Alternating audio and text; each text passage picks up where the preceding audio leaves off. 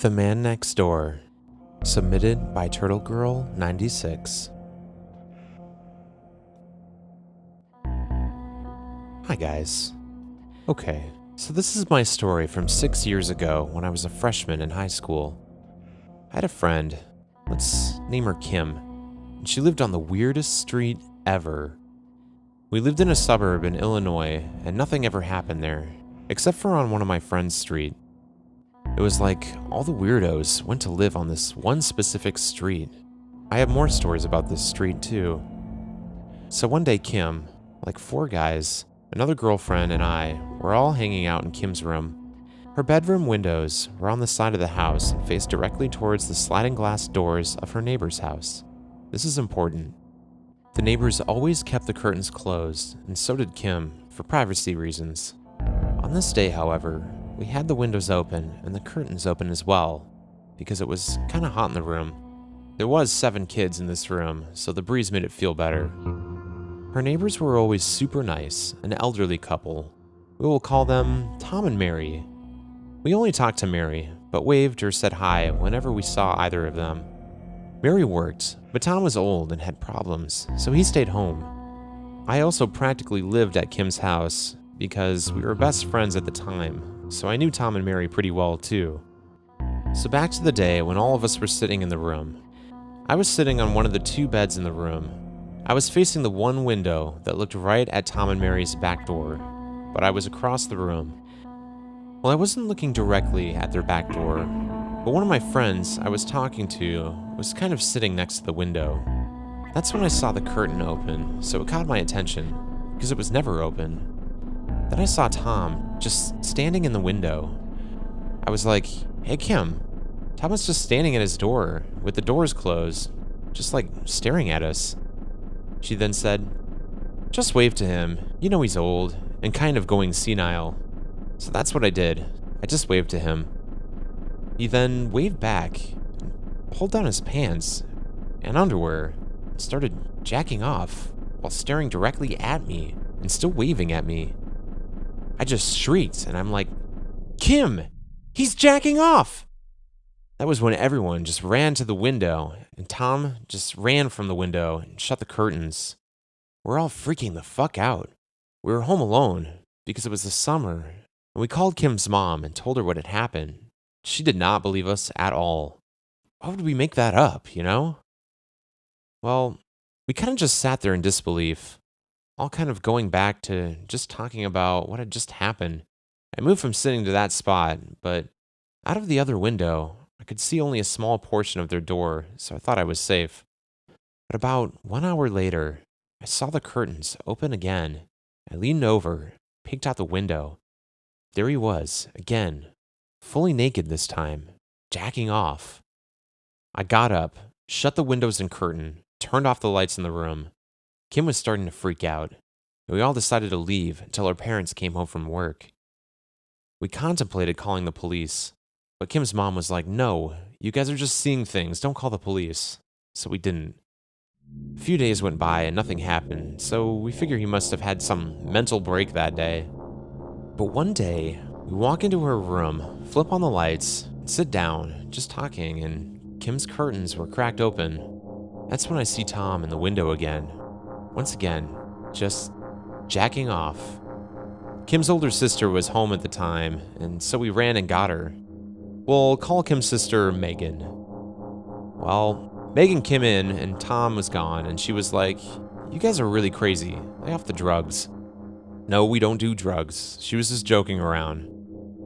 But then Tom came to the window just as Megan was walking out, and we were like, "Wait, he came back!"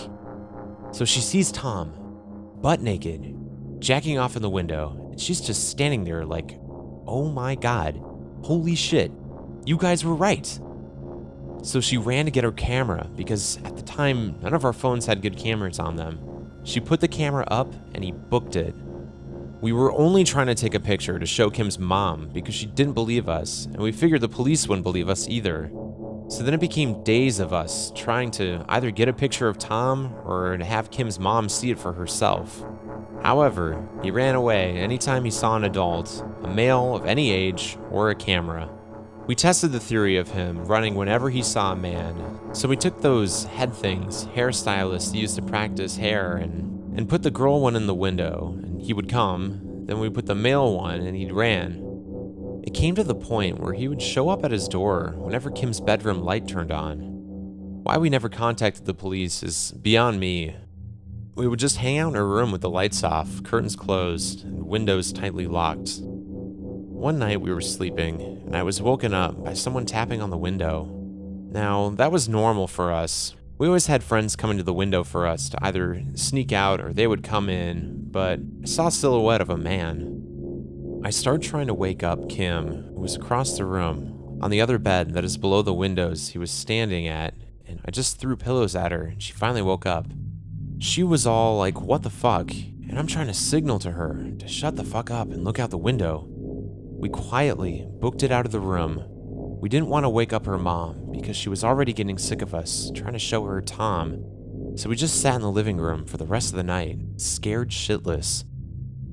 Christmas rolled around. Tom was still being a perv, and we continued to try to get someone to believe us. It ended up becoming somewhat of a joke. Other than the one night he came to the window and tapped on it, nothing other than him jacking off from his house was happening. Then finally, one day Kim's mom stayed home from work, and guess Tom didn't realize, so we stood in Kim's window waiting for Tom to do his usual routine of jacking off, and we begged her to come take a look. She reluctantly slid into the room on a rolling chair, and she finally saw Tom, doing what Tom does best. Relief finally came over my friend and I as we saw her face go from annoyed, because we once again dragged her into the room to see, to utter disbelief. She stood up to go yell at Tom, and he ran away. She didn't know what to do. She kept saying we can't call the cops because Tom's wife, Mary, probably has no idea, because he only did this when she wasn't home. Once Mary came home, Kim's mom walked right over to the house and told Mary about everything. How it's been going on for months, and how she didn't believe us. Sadly, Mary just broke down crying, saying he's been having more problems lately. She had no idea. If she knew this was happening, she would have stopped it. This was extremely uncomfortable for my friend and I. We felt bad for her because she genuinely had no idea. Mary said she would move, but Kim's mom knew that they were tight on money, so she told them not to. We all liked Mary. She was so nice. So we understood why Kim's mom told them not to move. Mary ended up paying for huge bushes to be put in between the houses and put up her own camera to watch that door. So since then, he never did it again, at least to my knowledge. Some of the neighbors found out because Kim's mom liked to gossip, and we found out that we weren't the only ones he did this to. He used to do it to the single mom with 2 young kids across the street. He would stand in the front window and jack off whenever she came home.